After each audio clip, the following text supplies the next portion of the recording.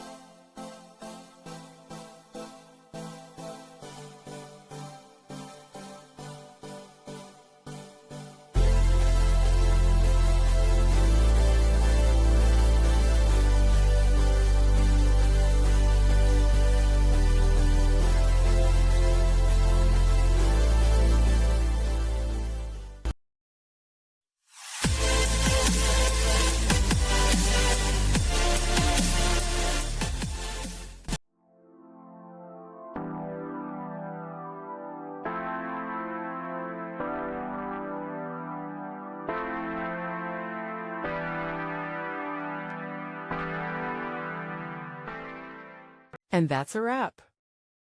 I hope you found the answer you were looking for.